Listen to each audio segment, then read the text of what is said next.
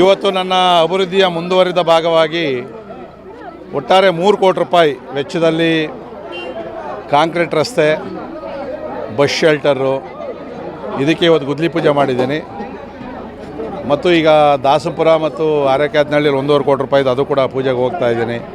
ಮತ್ತು ಇಲ್ಲಿ ಶುದ್ಧ ಕುಡಿಯುವ ನೀರಿನ ಘಟಕ ಮತ್ತು ಸ್ತ್ರೀಶಕ್ತಿ ಭವನ ಕೇಳಿದರು, ಅದಕ್ಕೆ ನನ್ನ ಅನುದಾನದಲ್ಲಿ ಕೊಟ್ಟು ಇವತ್ತು ಅದರ ಪೂರ್ಣ ಮಾಡಿ ಲೋಕಾರ್ಪಣೆಯನ್ನು ಕೂಡ ನಾವು ಮಾಡಿದ್ದೀವಿ. ಸೊ ಜನಗಳ ಡಿಮ್ಯಾಂಡ್ ಜಾಸ್ತಿ ಐತೆ ಕೆಲಸ ಆಗಬೇಕು ಅಂತೇಳಿ. ಬಟ್ ಇರೋದರಲ್ಲಿ ಶಕ್ತಿ ಮೀರಿ ಅವರ ಬೇಡಿಕೆಯನ್ನು ಈಡೇರುವಂಥ ಕೆಲಸವನ್ನು ನಾನು ಪ್ರಾಮಾಣಿಕವಾಗಿ ಮಾಡ್ತಾಯಿದ್ದೀನಿ. ಸೊ ನಾನೀಗ ನಮ್ಮ ಅಧಿಕಾರಿಗಳು ಕೂಡ ಈಗಾಗಲೇ ವಿನಂತಿಯನ್ನು ಮಾಡಿರುವಂಥದ್ದು, ಬೇಸಿಗೆ ಬರ್ತಾಯಿದೆ. ಸೊ ಬೇರೆ ಎಲ್ಲದಕ್ಕಿಂತಲೂ ಕೂಡ ಕುಡಿಯೋ ನೀರಿಗೆ ಎಲ್ಲೂ ತೊಂದರೆ ಆಗದ ರೀತಿಯಲ್ಲಿ ಎಚ್ಚರಿಕೆಯನ್ನು ವಹಿಸಬೇಕು ಅಂತಕ್ಕಂಥ ಮಾತನ್ನು ಕೂಡ ಹೇಳಿದ್ದೀನಿ.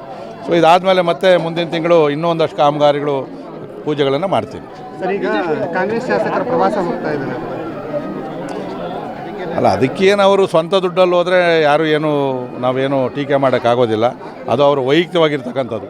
ಆದರೆ ಸರ್ಕಾರದ ದುಡ್ಡಲ್ಲೇನೋ ಹೋಯ್ತು ಅಂತಂದರೆ ಈಗಲೇ ಅನುದಾನದ ಕೊರತೆ ಐತೆ, ಎಲ್ಲೂ ಡೆವಲಪ್ಮೆಂಟಿಗೆ ದುಡ್ಡಿಲ್ಲ, ಸರ್ಕಾರದಿಂದ ದುಡ್ಡು ಖರ್ಚು ಮಾಡ್ತಕ್ಕಂಥದ್ದು ಈ ಟೈಮಲ್ಲಿ ಸರಿ ಇಲ್ಲ.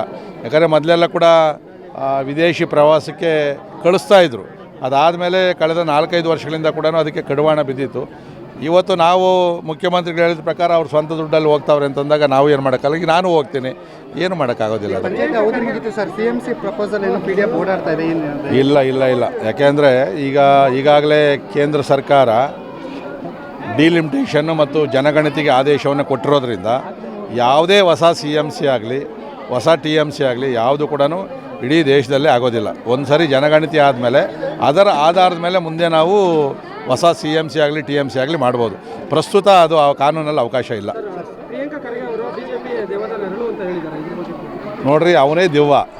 ಅದೇನು ದೆವ್ವ ಹಿಡಿದೈತೋ ಗೊತ್ತಿಲ್ಲ ಅವ್ರಿಗೆ. ಮಾತೆತ್ತಿದ್ರೆ RSS ಅವ್ರು ಮಾತಾಡ್ತಾರೆ. RSS ಅವ್ರು ಅವ್ರ ಬಗ್ಗೆ ಏನು ಉತ್ತರನೇ ಕೊಡೋಕ್ಕೆ ಹೋಗ್ತಾ ಇಲ್ಲ. ಅವ್ರು ಏನು ಕೂಡ ಅವ್ರಿಗೆ ರಿಯಾಕ್ಷನ್ನೇ ಮಾಡ್ತಾಯಿಲ್ಲ, ಪ್ರತಿಕ್ರಿಯೆ. ಆದರೂ ಕೂಡ ಅವ್ರಿಗೆ ಇತ್ತೀಚೆಗೆ ಇದು 100 ವರ್ಷದ ಸಂಸ್ಥೆ RSS.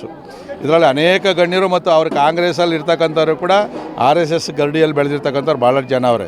ಯಾರನ್ನ ಮೆಚ್ಚಿಸೋದಕ್ಕೋಸ್ಕರ ಈ ಪ್ರಿಯಾಂಕಾ ಖರ್ಗೆ ಹೇಳ್ತಾರೆ ಗೊತ್ತಿಲ್ಲ.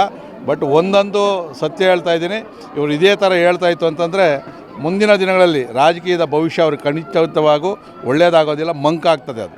ಸರ್, ಚಿಕ್ಕಂಪೈ ಅವರು 10 ವರ್ಷ ಗ್ರಾಮ ಪಂಚಾಯತಿ ಸದಸ್ಯರಾಗಿದ್ದರು. ಇವನು ಕಾಟ ಕೊಟ್ಟಷ್ಟು ನನಗೆ ಯಾರೂ ಕಾಟ ಕೊಟ್ಟಿಲ್ಲ. ಯಾಕಂದರೆ ಅನುದಾನದ ವಿಚಾರದಲ್ಲಿ, ಊರಿನ ವಿಚಾರದಲ್ಲಿ ಮುನಿಸ್ಕೊಂಡ್ಬಿಡ್ತಾನೆ, ಬೇಗ ಜಗಳ ಮಾಡ್ತಾನೆ.